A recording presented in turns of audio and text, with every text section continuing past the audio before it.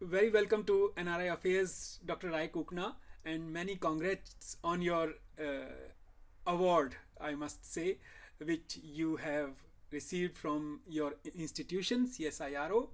Uh, what it means for you as a migrant? Yes, of course. Firstly, it's very pleasing, Vivek, to receive such a prestigious award from the National Science Agency of Australia, which is the CSIRO. This is the Lifetime Achievement Award, which is basically a reflection of the cumulative contribution you make over your career. And in my case, it's a 30-year long contribution to CSIRO, and particularly in the field of environmental science. But the impact of that work is not only limited to Australia, but also globally. And that's what this award acknowledges. And so it's really good to get acknowledgement from your peers, particularly from home, if you like, from the agency who I have contributed to so much over the last 30 years. And your specific question about what it means to a migrant. And that's particularly pleasing from that point of view that obviously you come to a new country, your life is transplanted in a new environment.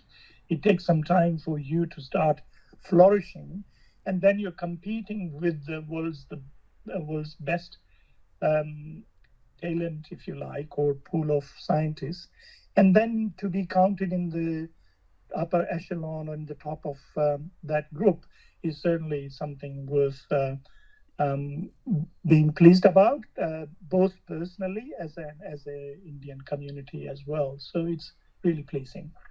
Dr. Kookana, when you say you are an environmental scientist, for us it means you work something related to global warming. But what actually is your field of interest, field of work? Could you please explain for our listeners? Vivek, you're right. Right now, there's so much talk about in the environmental science space, particularly about global warming, which is truly the probably the most pressing need. But my area of research has been environmental protection from chemicals in the environment. And we live in this chemical world where we are surrounded by myriad of chemicals. We are basically, by the time we finish interview, you would probably be surprised to know that we would have added 500 new chemicals which are introduced in the market. So they will be registered by the time we finish this interview. So you can imagine how many millions of chemicals we are surrounded. It's part of our daily life. So my work has been, what do we do to minimize the potential harm from such chemicals which are part of our daily lives?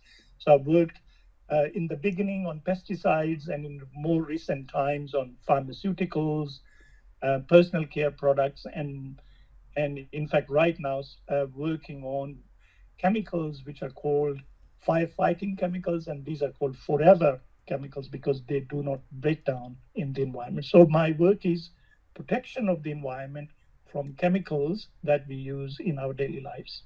Mhm. And what is your story, Dr. Kunkna? You come from northern India, I believe, but when did you arrive here in Australia? How did it happen? Yes, it's a good question, Vivek. It's a long story, but I'll try and summarize it for you. So I came to Australia in 1985 as a PhD student. So I was a student at University of Western Australia in Perth.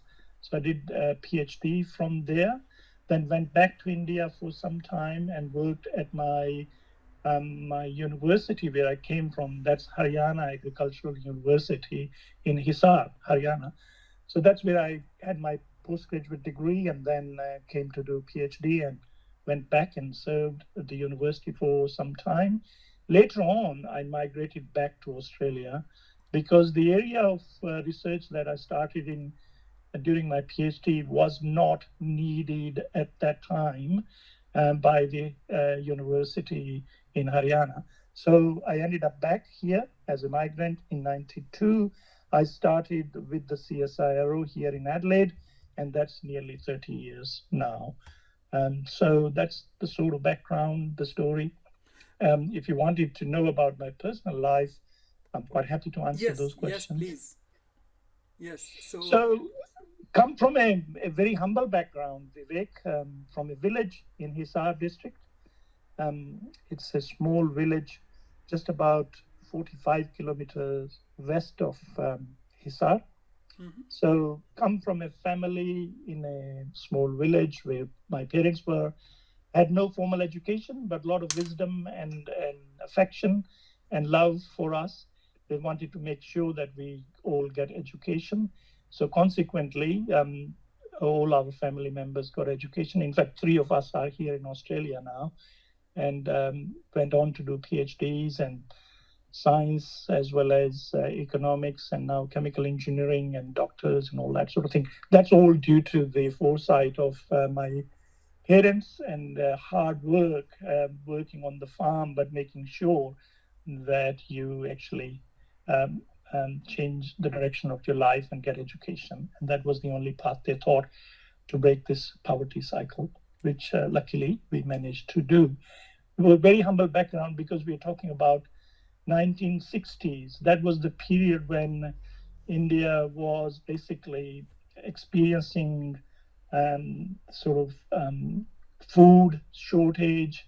We used to get aid from overseas in our schools. We used to get um, powdered milk, which was given through the aid. Didn't even have shoes to go to school. Had to walk 4.5 kilometers one way to high school um, until we did matriculation in year 10. That's in 1973. So there's a long story, but Mhm. a very humble beginning, I must say. So when you moved to Australia in 90s, if I'm correct, most of the scientists or people with distinguished experience in science fields were going to either Europe or the US because of the opportunities. So, what made you choose Australia? Just because you had a PhD from Australia, or was there another reason? Yeah, I think it was largely to do with the PhD degree from Australia. And when I was leaving to go back home, my professor actually wanted me to stay and said, look, he would like to see me, offer me a job. But I said, look, I have commitment back in my country and I must go back, and which we did.